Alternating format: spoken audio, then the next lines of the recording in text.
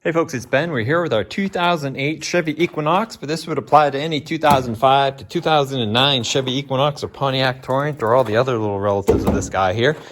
We're going to be swapping out the front struts, or at least I am. We get enough clunking and stuff from the nose of this. There's 130,000 miles on this car, so we're going to change out the struts, and in a later video we'll also do the rear shocks. But for now we'll focus on the struts. We've got two new units here. In theory, we're talking about probably 6 bolts, 2 or 5 for the strut and then 1 for the tie rod ends. But let's go ahead and get to that. I'm going to pre-lift the vehicle. We're going to put the front on jack stands, take the wheels off. So we'll start right with an exposed hub assembly. Front of the car is up secure. The wheels are off. We don't actually have to touch the brake system. First thing I'm going to do is disconnect the stabilizer bar, or what I call the sway bar. Per the factory service manual, they don't want this component that goes into the bar to turn, so they give you a little Allen key set here. Not quite sure the size of this, but I think most generic kits would work. And then I've got an 18 millimeter wrench here, and I'm going to break that free while holding the center straight, and hopefully we'll just remove this component.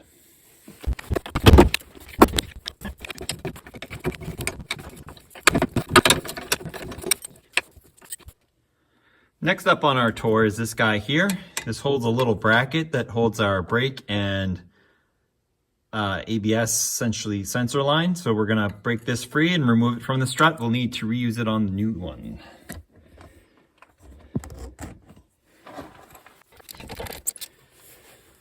For the 2 main bolts that hold on the strut, interesting mix of 13/16 seems to fit the best. And then the bolt head actually won't turn because it's actually got a knurling on it, but a 15 will keep it from rotating if it decides to.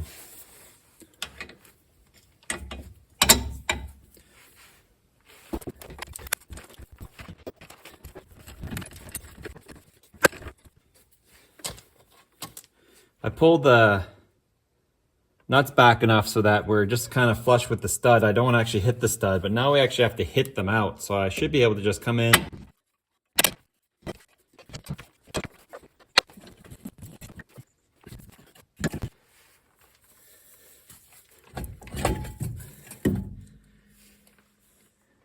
Now I have a prairie car, so not a lot of salt, not a lot of corrosion. That actually just came up real nice. And I've got a jack stand down here, holding just a stud up, just so this doesn't flop around.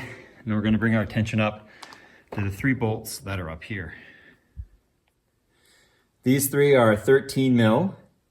And so we're just gonna have to be aware that as you pull these out, it will drop the strut.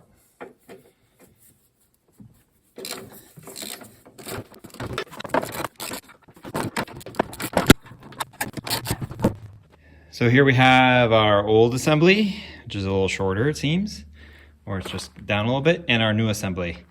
And they look to be approximately the same. So that's the way we will put them back in. I'm gonna double check my spring orientation up top here. Make sure that's cool. I believe it can rotate, but I'm not sure, but I'll let you know. But yeah, that's the one going in. Cool.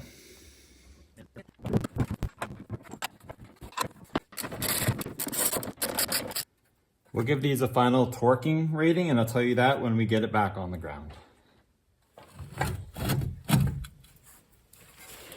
Should be able to come in with our bolts, wiggle them back in.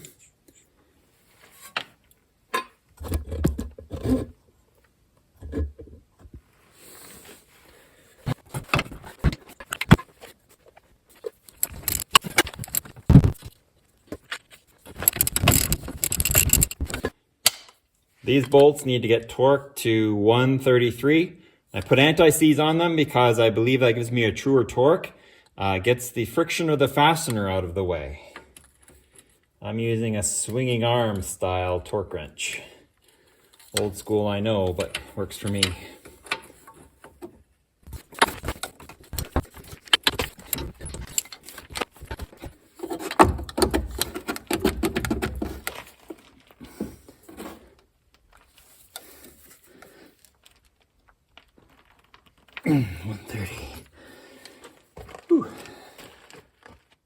Next up is this guy for the bracket. This bracket does not sit like it used to, but that's technically fine.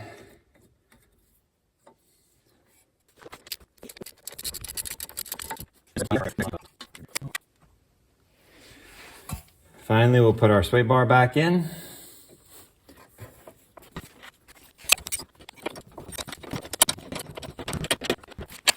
I'll put the proper value of torque on that one on the in the notes, but that should be the 6 we needed. The 1, 2, 3, 4, 7 actually. There's 3, 4, 5, 6, 7 screws to get the strut out. We still need to torque the top once we get it sitting on the ground. So let's go ahead and I'll time lapse you on the other side, and then we'll torque all the tops down together.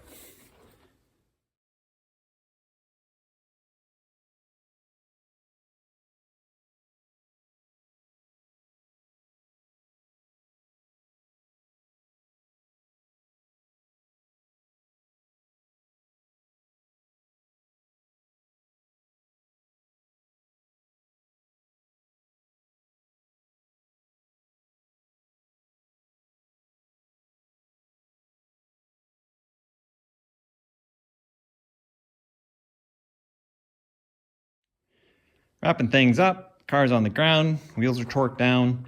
Last thing to torque, or two last things I guess technically, we'll see how we do with the second item. First thing is these guys. They are 18 foot-pounds, which barely is a bump on my torque. So we're just gonna go ahead and tighten these so that they're tight. Let's make them tight, not loose, that'd be great.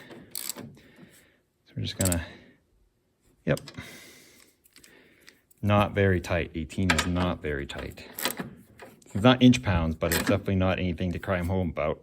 And this little stubby ratchet won't put a lot of torque on things anyway. There we go. So that's got, these 3 are done. The other final torque measurement you can do, and I'm not sure if I'm going to because they came pre-installed, is this top nut should be 55 pounds. I'm fairly sure. Of course, you got to have a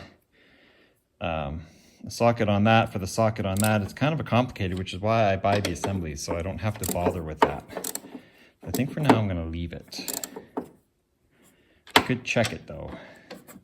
So I'll leave that to your discretion. I'll probably grab my torque meter and check it, see if I can. But that's the top of the shock. And of course, that's what keeps the strut together. So yeah, strut assembly. But those are done. So that's that. So if you have any questions, ask them, in comments, leave them, and subscribe to my channel, Turbo231, for more Equinox fun. And thank you for watching, appreciate it. And I got 20 seconds of staring at a fairly empty engine compartment. So let's just stare at that while the cards run. Oh, and get an alignment. Once you do, I'm going to be doing the shocks next, a video for that. Then this car will go in for an alignment, so everything will be peachy.